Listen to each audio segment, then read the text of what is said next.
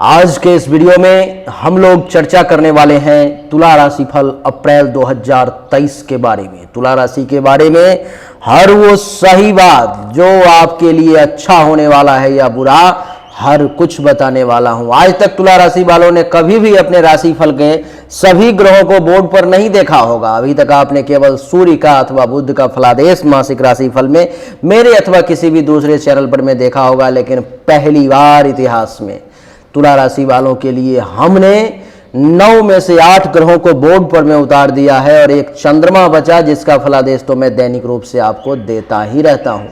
तो कौन सा ग्रह आपके लिए बढ़िया है, कौन सा ग्रह इस महीने में खराब है, इन सभी विषय के बारे में चर्चा करेंगे। जो ग्रह हमारे लिए खराब है, जो हमें नुकसान पहुंचाना चाहता है, उसके लिए क्या उपाय भी करना होगा वो भी बताऊंगा, और जो ग्रह बढ़िया रिजल्ट देना चाहता है उससे कैसे बढ़िया से बढ़िया रिजल्ट लिया जाएगा वो भी आपको मैं आज के इस वीडियो में बताने जा रहा हूं।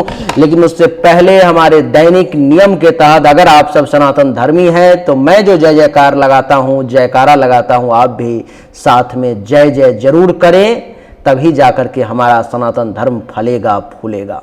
आइए चर्चा शुरू करते हैं, लेकिन उससे पहले जयकार लगाते हैं। श्यावर रामचंद्र की जय, बोलिए रति रमन घनश्याम की जय, बोलिए राधा रानी की जय। धर्म की जय हो, धर्म की जय हो, अधर्म का नाश हो, अधर्म का नाश हो। प्राणियों में सद्भावना हो, प्राणियों में सद्भावना हो, विश्व का कल्याण हो, विश्व का कल्याण हो। नगर बस्ती की जय हो, नगर बस्ती की जय हो। अपने अपने माता पिता की जय हो, अपने अपने गुरुदेव भगवान की जय हो। गौ माता की जय हो, गौ माता की जय हो। सनातन धर्म की जय हो, सनातन धर्म की जय हो। Mishra for you YouTube channel देखने वाले आप सभी दर्शक भगवान की जय हो। गौ हत्या बंद हो, गौ हत्या बंद हो। गंगा अवंध हो, गंगा अवंध हो। भारत अखंड हो, भारत अखंड हो। हेलो, नमस्कार, आदाब, सलाम, सत श्री अकाल। केम छो, कस्से काय, केरो हाल है, केना छी यहाँ सब, कैसन वानी, हाउ आर यू, कैसे हैं आप लोग। केमो नाचो, मनक्कम, खम्भागनी हुकुम, केमती अच्छंती की खबोर, नमस्तुभ्यं।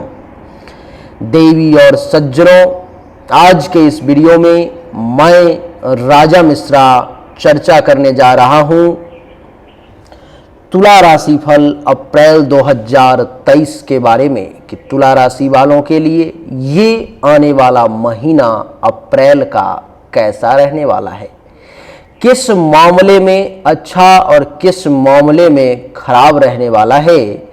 आज के इस वीडियो में हम इसी विषय पर चर्चा करने जा रहे हैं। देवी और सज्जनों, आइए वक्त को बर्बाद किए बिना सीधा एक एक ग्रह के बारे में, एक एक पॉइंट के बारे में हम अपनी चर्चा को आरंभ करते हैं।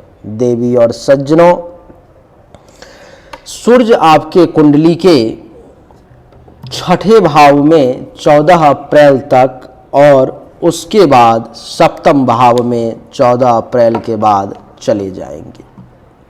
इसका आपके जीवन पर में, आपके ऊपर में इस महीने में क्या प्रभाव पड़ेगा, आइए इसको श्रवण करते हैं। देवी और सज्जनों, 14 अप्रैल तक सूर्य कुंडली के छठे भाव में मीन राशि में रहेंगे। ध्यान रखें, छठे भाव में सूर्य के रहने के कारण महर्षि का कहना है कि इस समय में तुला राशि वाले जातक का, तुला राशि वाले व्यक्ति के सभी कार्य सिद्ध होंगे। आप जिस कार्य को भी करना चाहते थे, जो कार्य लंबे समय से अटका हुआ था, नहीं हो पा रहा था, प्रभु के कृपा से इस समय में वो कार्य सफल होगा। प्रभु के कृपा से इस समय में वो काम निश्चित तौर पर में होगा। देवी और सज्जनों, कुंडली के छठे भाव में सूर्य के बैठने के कारण आपको विशेष सुख प्राप्ति के योग बन रहे हैं।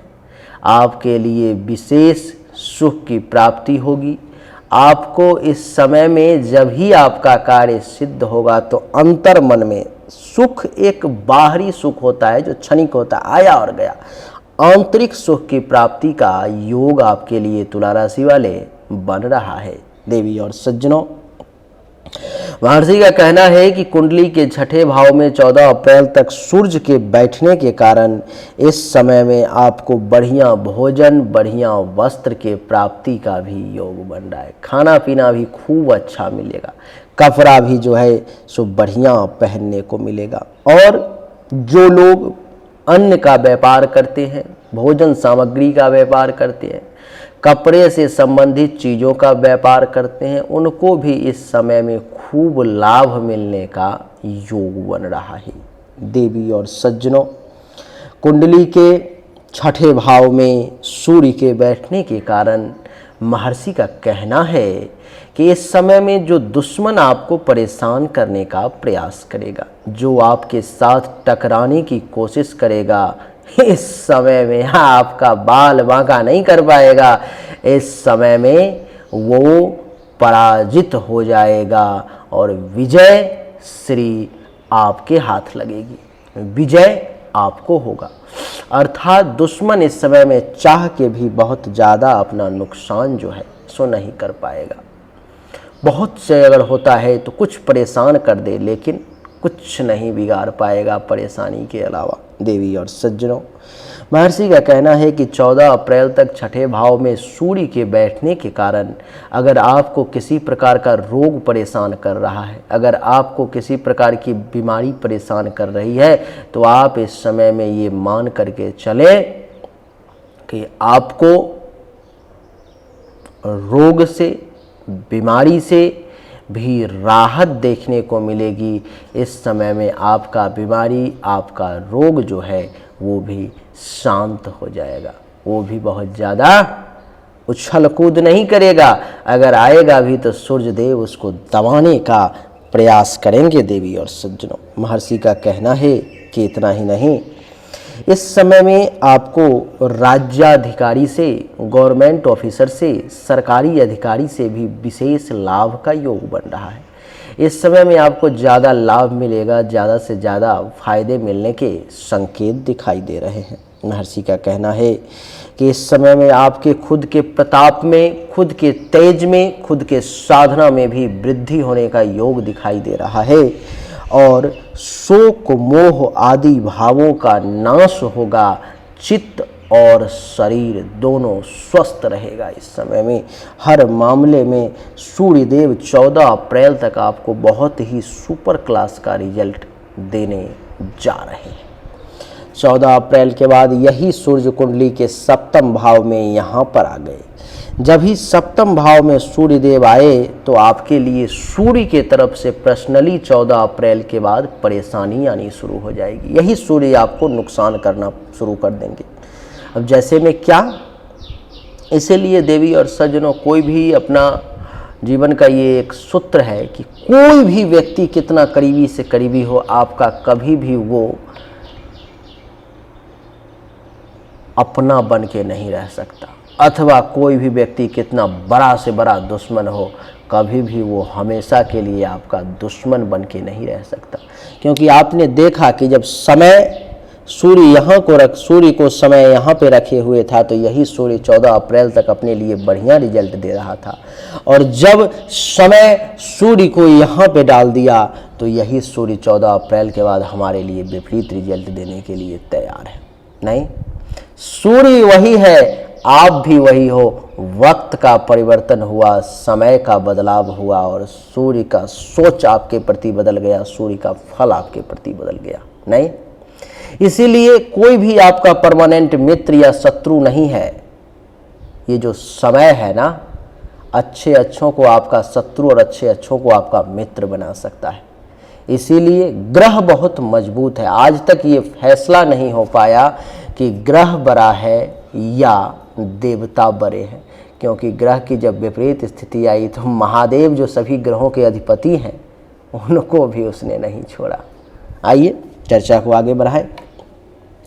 तो सूर्य 14 अप्रैल के बाद कुंडली के सप्तम भाव में आ जाएंगे और सप्तम भाव में सूर्य के बैठने के कारण ये बताया जा रहा है कि आपको आपके जीवन साथी के साथ वैमनस्यता की स्थिति उत्पन्न हो सकती है। आपके जीवन साथी के साथ वैमनस्यता, आप दोनों के बीच में मतांतर, मतभेद की स्थिति, मनभेद की स्थिति को उत्पन्न कर सकता है। दोनों के संबंध को खराब करने का ये प्रयास कर सकता है। देवी और सज्जनों, कुंडली के सप्तम भाव में सूर्य के जाने के कारण आप ये अनुभव करेंगे कि अगर आपके पास में आपका जीवन साथी है, आपके संतान हैं, तो आप ये देखेंगे कि इस समय में आपका संतान, आपकी जीवन साथी बीमार पड़ रहे हैं। इस समय में वो स्वस्थ अपने आप को 14 अप्रैल के बाद अनुभव नहीं करेंगे। कुंडली के सप्तम भाव में सूर्य का बैठना ये भी दर्शा रहा है कि जिस कार्य को करने का प्रयास करेंगे, भगवान सूर्य आपको उसमें सफलता देने की कोशिश नहीं करेंगे। उसमें आपको सफलता कैसे ना मिले, ये सूर्य का हमेशा प्रयास रहेगा। इसीलिए कार्य को सफल करने के लिए आप अपने तरफ से 100% दें। जो बोलें उन बातों पर में अडिग रहें, क्योंकि बड़े बड़े राजा महाराजा, बड़ा बड़ा बिजनेसमैन का साम्राज्य खत्म हो गया केवल बातों पर में अगर वो नहीं रहा तो। क्योंकि जिस व्यक्ति के बातों का भरोसा नहीं, वो एक कौड़ी का गरीब व्यक्ति है या वो लाखों करोड़ों करोड़ का अमीर व्यक्ति है। लेकिन जब पसंद करने की बात आती है तो लोग उसी को पसंद करते हैं जिसके बातों का वैल्यू है। अगर एक गरीब से गरीब व्यक्ति है और वो अपने बातों पर में हमेशा अडिग रहता है, वो जो कहता है उसको पूरा करता है, तो सबसे ज़्यादा लोग उसी को पसंद करते हैं और दिल में बैठाते हैं। और वो तय है कि जो व्यक्ति अपने बातों पर में अडिग है, जिसके पास अपने बातों को संभालने की क्षमता है, जो अपने बातों को जो कहा उसके लिए करने के लिए चाहे उसकी जान क्यों न चली जाए, लेकिन उस पर में वो कायम है, तो देवता भी उसी की इज्जत करते हैं। देवता भी उसके लिए जो है स्वर्ग में जगह खाली करके रखते हैं। नहीं, और एक बहुत बड़ा रईस है, बहुत बड़ा आदमी है, जिसके पास में लाखों करोड़ों अरबों की संपत्ति है और उसके बातों का वैल्यू नहीं है, तो उसका अपना से अपना व्यक्ति भी सम्मान नहीं करता। अगर वो किसी के दिल में बहुत ही मजबूती से जगह बनाए हुए है, तो जिस व्यक्ति के बातों का मोल नहीं, जो व्यक्ति अपने बातों पे कायम नहीं रहता, वो व्यक्ति उसके दिल से गिर जाता है। उसके दिल में वो नहीं रहता। वो भले ही वो उसे कुछ कहे न कहे, लेकिन ये अनुभव करोगे कि वो व्यक्ति उसके दिल से गिर चुका है। पहले वाली अब दिल में सम्मान नहीं है उसके लिए, पहले वाला प्यार नहीं है उसके लिए। उसका देवता भी स्वर्ग में, भले ही वो कितना मंदिर मस्जिद का चक्कर काट ले, देवता भी उसका स्वर्ग में सम्मान नहीं करते। इसीलिए जीवन में अगर कुछ बड़ा करना है, जीवन में अगर कुछ बहुत बड़ा करने का सपना है, तो अपने बातों पर में अमल करना निश्चित तौर पे शुरू करें। अगर आपके बातों का मोल नहीं, अगर आपके बातों पर में लोगों को विश्वास नहीं, तो आपका बड़ा से बड़ा साम्राज्य भी ध्वस्त हो जाएगा, बर्बाद हो जाएगा, खत्म हो जाएगा। ये मैं आपको एक दो नहीं, हजारों एग्जाम्पल हैं ऐसे जो आपको, जिसके तरफ से आपको बता रहा हूँ। तो इसीलिए ये तुला राशि वाले हमेशा ये माइंड में रखें, दिमाग में रखें, अगर आगे बढ़ना है तो बातों को कायम रखें, चाहे परिस्थिति कैसी भी विपरीत क्यों ना हो जाए। क्यों ना ये बात एक छोटे से मार्कर की क्यों ना हो कि इस मार्कर को उठा करके आज मैं रख दूंगा रूम में, आज आप नहीं रख पाए। ये मार्कर 25 रुपए की है, उससे कोई मतलब नहीं है। आपका बात पूरा नहीं हो पाया उसकी मतलब है, और जब आपका बात पूरा नहीं हो पाया तो आप नज़र से गिर गए, और नज़र से गिर गए तो आपको श्राप पड़ गया, और श्राप पड़ गया तो आपका बर्बादी तय है। इसीलिए जीवन में अगर आगे बढ़ना है तो आप सब इस बात को गांठ बांध लें। चीज़ों का कभी भी महत्व नहीं होता, कभी से नहीं, आदिकाल से सिर्फ बातों का महत्व है, जो आपके बातों में कितना वजन है। आइए हम लोग चर्चा को आगे करें, ज़्यादा विषयांतर ना हो। अच्छा, तो महर्षि का कहना है कि सप्तम भाव में क्योंकि सूर्यदेव है तो कार्य के असफल करने का प्रयास करेंगे। इनका ये प्रयास रहेगा कि किसी भी प्रकार से आपका कार्य सफल ना हो, किसी भी प्रकार से आप उसको पूरा ना कर पाएँ। देवी और सज्जनों, सप्तम भाव में सूर्य के बैठने के कारण बिजनेस व्यवसाय के क्षेत्र में विभिन्न प्रकार की बाधाएं, विभिन्न प्रकार की रुकावटों का आपको सामना करना पड़ सकता है। आपके लिए महर्षि का कहना है कि इतना ही नहीं तो और क्या, तो आपके लिए महर्षि का कहना है कि कष्टकारी यात्राएं भी करनी पड़ सकती हैं। इस समय में अगर आप 15 अप्रैल के बाद, 14 अप्रैल के बाद अगर कोई यात्रा भी करते हो तो उसमें भी सूर्यदेव आपको कष्ट देने का, आपको परेशान करने की कोशिश कर सकते हैं। देवी और सज्जनों, कुंडली के सप्तम भाव में सूर्य के बैठने के कारण आपके लिए मैं बता दूं कि महर्षि का कहना है कि पेट से संबंधित पीड़ा, सिर से संबंधित पीड़ा अथवा इसके अलावा भी कुछ अन्य प्रकार का रोग आपको 14 अप्रैल के बाद सूर्य के कारण परेशान कर सकता है। महर्षि का कहना है कि इतना ही नहीं, इस समय में धन को बचा करके चलने की कोशिश करो, क्योंकि धन के हानि का भी योग बन रहा है और मान सम्मान में भी कमी का योग बन रहा है, मान सम्मान के भी हानि का योग बन रहा है, जिसके कारण से इस समय आपका मन कलेश से भरा हुआ रहेगा, जिसके कारण से आपका मन जो है सो प्रसन्न नहीं रहेगा।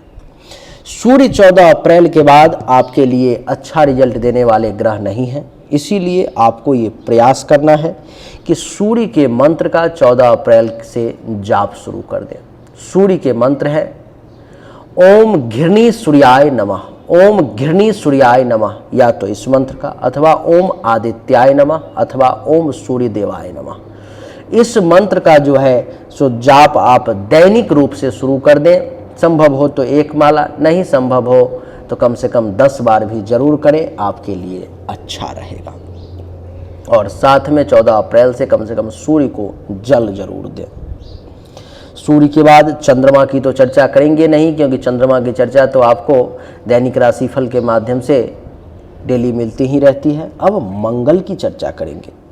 देवी और सज्जनों, मंगल आपके कुंडली के 9वें भाव में यहाँ पर मैं बैठा हुआ है, जो कि पूरे महीने मिथुन राशि में कुंडली के 9वें भाव में ही बैठा रहेगा, जिसके कारण से आपके लिए बता दूं मैं कि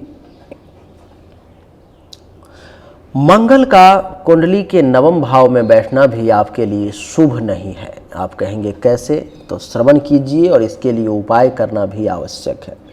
मंगल के कुंडली के 9वें भाव में बैठने के कारण महर्षि का कहना है कि जब तुला राशि वाले लोगों की कुंडली में मंगल कुंडली के 9वें भाव में गोचर कुंडली में आता है तो उस व्यक्ति को आदर सम्मान की प्राप्ति नहीं होती, उस व्यक्ति का अनादर होता है, उस व्यक्ति के मान सम्मान में कमी आ जाती है, उस व्यक्ति के लिए जो है सो लोगों के दिल में सम्मान नहीं रहता।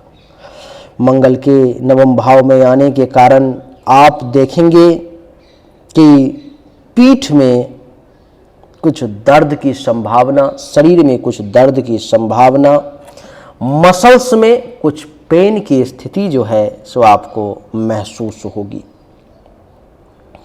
शरीर में कुछ निर्बलता का एहसास होगा, शरीर में जो बल होना चाहिए, जो मजबूती होना चाहिए, जो शरीर वो नहीं रहेगा, ये निर्बल महसूस होगा आपको। भाग्य के भरोसे न बैठें, क्योंकि भाग्य का साथ इस समय में नहीं मिलेगा, भाग्य भरोसे काम नहीं होगा, जिसके कारण से आपको इस समय में कुछ धन का मंगल के कारण अभाव की स्थिति उत्पन्न हो सकती है। देवी और सज्जनों, रोजगार में भी कुछ बाधा के संकेत उत्पन्न हो रहे हैं, ऑपरेशन आदि के बिगड़ने की भी कुछ संभावना है। अगर ऑपरेशन वगैरह करवाना चाहते हैं तो इस समय में ना करवाएं, बढ़िया रहेगा। इस समय में आपको आपके दुश्मन जो है इसको पराजित करने का प्रयास कर सकते हैं। आपका दुश्मन आपको परास्त करने का कोशिश कर सकता है। नवम भाव में मंगल के बैठने के कारण इस समय में आप धर्म के विरुद्ध आचरण कर सकते हैं और भाइयों से, अपने बंधुजनों से, मित्र से कुछ कष्ट भी आपको मिल सकता है। देवी और सज्जनों, तो मंगल के कुंडली के नवम भाव में बैठने के कारण कुछ परेशानी का योग है। तो प्रयास करें कि प्रत्येक मंगलवार को ओम मंग मंगलाय नमः, ओम मंग मंगलाय नमः, इस मंत्र का प्रत्येक मंगलवार को आप जाप करें। प्रत्येक मंगलवार को आपके लिए अच्छा रहेगा, नहीं तो ये आपको नुकसान जो है सो पहुंचा देगा। मंगल के बाद अब बात करेंगे देवी और सज्जनों बुध की। बुध आपके कुंडली के सप्तम भाव में विराजमान हैं, जो पूरे महीने यहीं पे रहेंगे। और सप्तम भाव में बुध का बैठना भी अच्छा संकेत नहीं है। बुध के लिए भी उपाय करने की आवश्यकता पड़ेगी। अगर उपाय नहीं करेंगे तो बुध आपको फिर नुकसान पहुंचाएगा। तब आप कहेंगे बुध के लिए क्या उपाय करना पड़ेगा, तो वो मैं बताऊंगा, लेकिन पहले फल तो श्रवण कर लें कि बुध किन किन मामलों में आपको नुकसान पहुंचा सकता है। और अगर आपको लगता है कि इन मामलों में मुझे उपाय करने की ज़रूरत है तो आप कर लेना।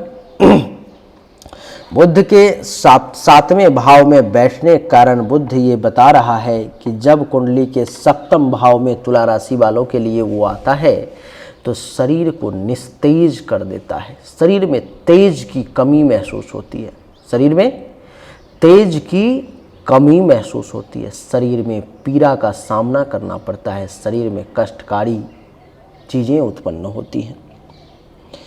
आपको अपने ही जीवन साथी के साथ, प्रेमी प्रेमिका के साथ वाद विवाद की स्थिति भी बुध जो है सो उत्पन्न करा देता है। और मित्रों तथा संबंधियों से भी अनबन की स्थिति उत्पन्न हो जाती है। आपको आपके दोस्तों से, आपके मित्रों से, सगे संबंधियों से भी किसी न किसी बात पर में वाद विवाद अनबन हो सकता है।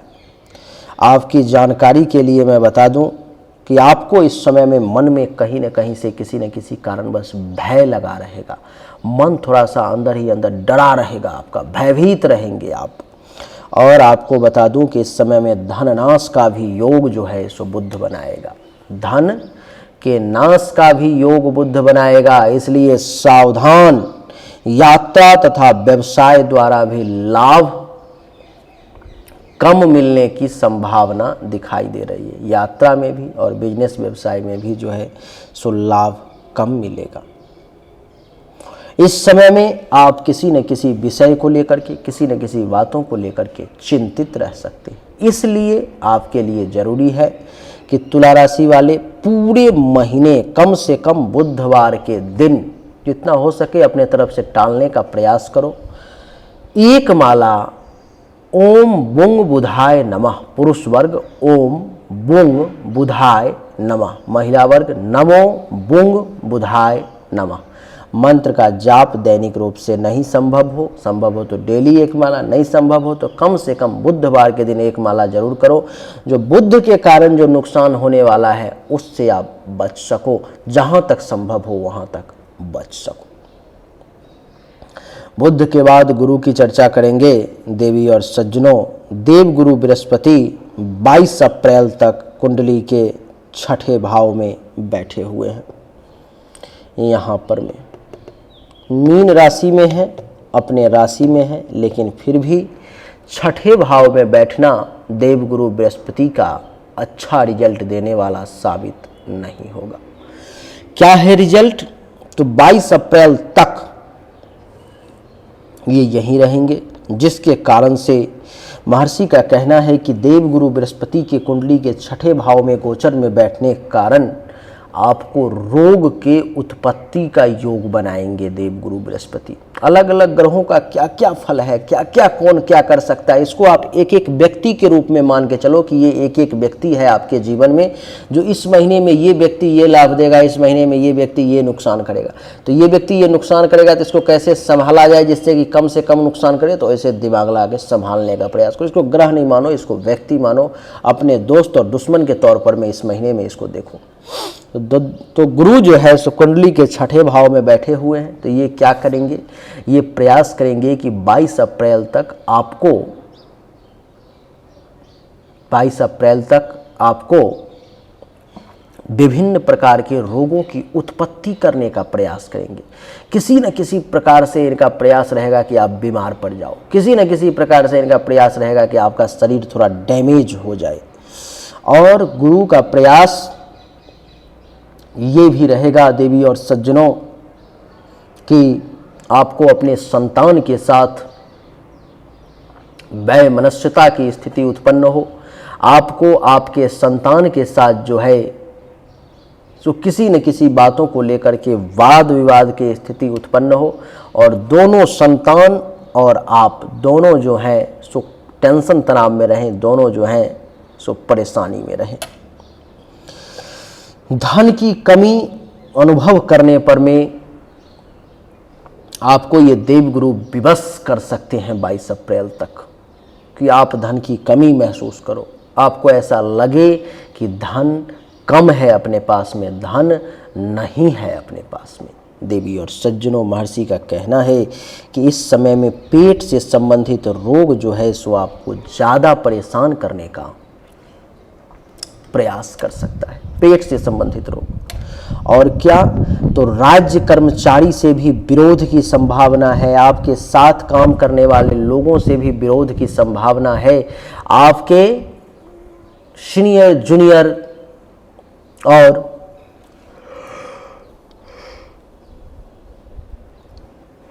साथ काम करने वाले लोगों से भी विरोध की संभावना देवगुरु बृहस्पति का 22 अप्रैल तक यहाँ बैठना दिखा रहा है। तो प्रयास करें कम से कम प्रत्येक बृहस्पतिवार को ओम ब्रिंग बृहस्पते नमः, ओम ब्रिंग बृहस्पते नमः, इस मंत्र का एक माला बृहस्पतिवार के दिन कम से कम जरूर जाप करें। संभव हो तो डेली करें 22 अप्रैल तक, नहीं तो कम से कम गुरुवार के दिन एक माला जरूर करें। 22 अप्रैल के बाद ये देवगुरु बृहस्पति कुंडली के सप्तम भाव में आ जाएंगे, और सप्तम भाव में भी गुरु का आना गोचर का फल अच्छा नहीं है। कई सारे ज्योतिष खूब बढ़िया बढ़िया बता रहे हैं गुरु का फल, मैंने देखा कुछ का बिना मतलब की बातें किए जा रहे हैं, कोई तथ्य नहीं है, कोई तर्क नहीं है, लेकिन व्यूअर को भी तो खुश करना है, आपको भी तो खुश करने की आवश्यकता है। आप खुश नहीं होगे तो अगली बार वीडियो देखने के लिए क्यों आओगे, ये भी तो बात है। लेकिन मैं ऐसा नहीं कर पाऊंगा, मैं जो सच्चाई है, जो ज्योतिष शास्त्र कहता है उससे कंप्रोमाइज नहीं करूंगा, चाहे आप मेरी वीडियो देखो अथवा नहीं देखो। आइए देवी और सज्जनों, तो कुंडली के सप्तम भाव में गुरु का प्रवेश जो कि ये दर्शाता है कि 22 अप्रैल के बाद आपकी कुछ चिंताएं बढ़ सकती हैं, आपकी कुछ चिंताएं बढ़ सकती हैं, आप कुछ चिंतित रह सकते हो, आपका दिमाग जो है, आपका मन जो है सो चिंता में डूबा हुआ रह सकता है। आपके घर में चोरी का भी भय है, हो सकता है कुछ देवगुरु बृहस्पति के कारण चोरी हो जाए, हो सकता है वो सामान आपके जीवन साथी से संबंधित हो, ऐसी भी संभावना है। आपकी जानकारी के लिए बता दूं कि आपको अपने साथ काम करने वाले लोगों अथवा जो कर्मचारी हैं, जो सीनियर अधिकारी हैं, जो जूनियर अधिकारी, उन सभी में से किसी न किसी के साथ वाद विवाद की स्थिति सामने आ सकती है। धन रहते हुए भी धन की कमी महसूस करोगे इस समय में। आपके पास धन रहेगा फिर भी धन की कमी महसूस करोगे, फिर भी आपको ऐसा लगेगा कि नहीं, पैसे की कुछ कमी है, पैसा कुछ नहीं है और होना चाहिए। धन के प्रसार में, सर्कुलेशन में रुकावट आने की संभावना है। पैसा का जो सर्कुलेशन होना चाहिए, रोटेशन होना चाहिए, उसमें भी कुछ परेशानी। कहते हैं कि संतान संबंधियों आदि से भी आपका संबंध इस समय में बहुत अच्छा नहीं रहेगा। सुख में भी कुछ कमी के अनुभूति कराएंगे देवगुरु बृहस्पति आपको। इसीलिए 22 अप्रैल के बाद भी आपको मंत्र देवगुरु बृहस्पति का चालू रखना है। ओम ब्रिंग बृहस्पते नमः बंद नहीं करना है, नहीं तो और ज़्यादा नुकसान की स्थिति सामने आएगी। अब देवी और सज्जनों चर्चा करेंगे शुक्रदेव का, दैत्य गुरु शुक्राचार्य का। शुक्र आपके कुंडली के सप्तम भाव में यहाँ पर में 6 अप्रैल तक बैठे हुए हैं। 6 अप्रैल के बाद वृषभ राशि में शुक्र का अष्टम भाव में जाना बहुत ही सुखद, बहुत ही बढ़िया रिजल्ट देंगे 6 अप्रैल के बाद। लेकिन 6 अप्रैल तक शुक्र का रिजल्ट आपके लिए बढ़िया नहीं है देवी और सज्जनों। कैसा है, आइए समझने का प्रयास करते हैं। 6 अप्रैल तक शुक्रदेव के कुंडली के छठे भाव में, ये सप्तम भाव में बैठने के कारण महर्षि का कहना है कि ये आपको अपमानित करवा सकते हैं। 6 अप्रैल तक आपके मन में अपमान का भी भय दिखाई दे रहा है। आपको अपमानित करने का प्रयास कर सकते हैं देवी और सज्जनों। बड़े परिश्रम से, बहुत ही घोर परिश्रम के बाद, क्या बड़े परिश्रम से, बहुत ही घोर परिश्रम के बाद आप अपनी आजीविका के लिए, आप अपने जीवन के लिए जो है सो उपार्जन कर सकते हैं बहुत परिश्रम, घोर परिश्रम के बाद। और क्या कह रहे हैं? कह रहे हैं कि जनेंद्रिय संबंधित, पेशाब के रास्ते से संबंधित, किडनी से संबंधित अगर कुछ समस्या है तो इस समय में वो थोड़ा ज़्यादा परेशान कर सकती है। इस समय में संभव है कि शुक्र के सप्तम भाव में बैठने के कारण 6 अप्रैल तक आपको अपने जीवन साथी के साथ वाद विवाद की स्थिति सामने आ सकती है। बिना मतलब का पॉइंटलेस बातों पर में आप लोगों के बीच इस समय में वाद विवाद हो सकता है। आपके जीवन साथी इस समय में रोगग्रस्त हो सकते हैं, उनको हेल्थ वाइज किसी प्रकार का इशू परेशान कर सकता है।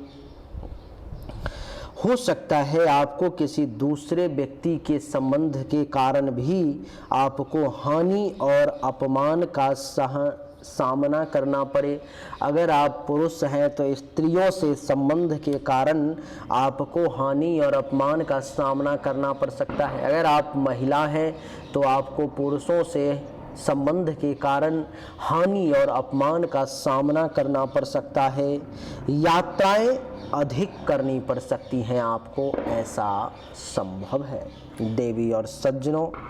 इसीलिए आपके लिए महर्षि का कहना है कि इस समय में सावधानी से चलें, सतर्कता के साथ चलें तो ज़्यादा अच्छा है। संभव हो तो 6 अप्रैल तक ओम सो शुक्राय नमः, ओम सो शुक्राय नमः इस मंत्र का दैनिक रूप से जाप करें। आपके लिए अच्छा रहेगा, आपके लिए बढ़िया रहेगा और कम परेशानी आएगी। ये जो नुकसान करने वाला है उस मामले में नुकसान कुछ कम होगा। यही शुक्र 6 अप्रैल के बाद कुंडली के अष्टम भाव में वृषभ राशि में आ जाएंगे, जो बहुत अच्छा रिजल्ट देंगे। अब क्या रिजल्ट देंगे यही शुक्र, वो देखो अष्टम भाव में अक्सर ग्रह विपरीत रिजल्ट देते हैं, अच्छा रिजल्ट नहीं देते अक्सर। लेकिन शुक्र वृषभ राशि में कुंडली के अष्टम भाव में बैठ करके भी अच्छा रिजल्ट आपको 6 अप्रैल के बाद देने वाले हैं। अब क्या देंगे वो सुनो। तो महर्षि का कहना है कि कुंडली के अष्टम भाव में 6 अप्रैल के बाद शुक्र के बैठने के कारण आपको धन प्राप्ति का विशेष योग बन रहा है। आपको धन में वृद्धि की संभावना बन रही है। आपको सुख में भी वृद्धि के खूब संकेत दिखाई दे रहे हैं, यानी कि धन में भी वृद्धि और सुख में भी वृद्धि का बड़ा सुंदर योग बन रहा है देवी और सज्जनों। महर्षि का कहना है कि इतना ही नहीं, इस समय में शुक्र प्रयास करेंगे कि आपके समस्त कष्टों को हर लिया जाए, सभी कष्टों को आपके अंदर से खींच के बाहर फेंक दिया जाए, कहीं दूसरे जगह फेंक दिया जाए। ऐसा ये प्रयास कर सकते हैं कि तुला राशि के जीवन से कष्ट को खींचें और बाहर फेंक दें, ऐसा इनका प्रयास रह सकता है। देवी और सज्जनों, कुंडली के अष्टम भाव में शुक्र के बैठने के कारण इस समय में विलास की सामग्री में वृद्धि होने की संभावना है। विलास, भोग, इसमें आपको वृद्धि की संभावना दिखाई दे रही है।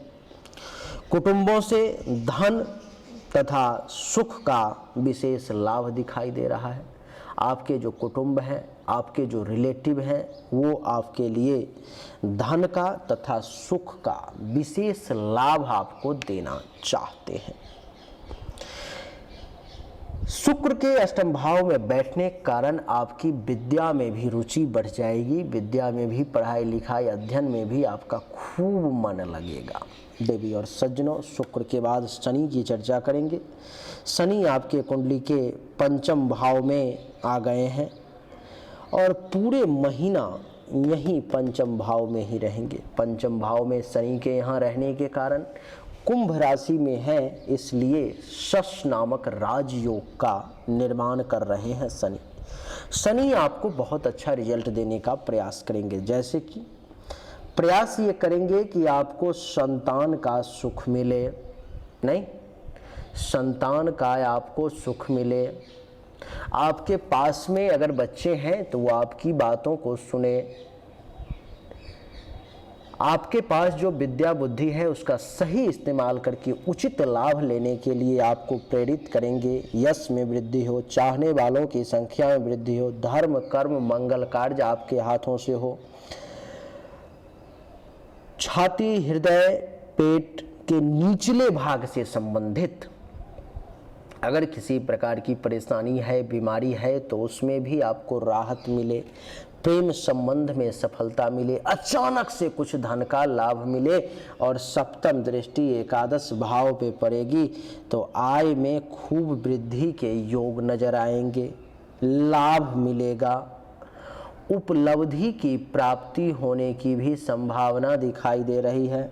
यानी कि आय में तो वृद्धि होगी ही, लाभ तो आपको खूब मिलना ही है और बड़ी बड़ी उपलब्धियों के प्राप्ति का भी शनिदेव योग बनाएंगे।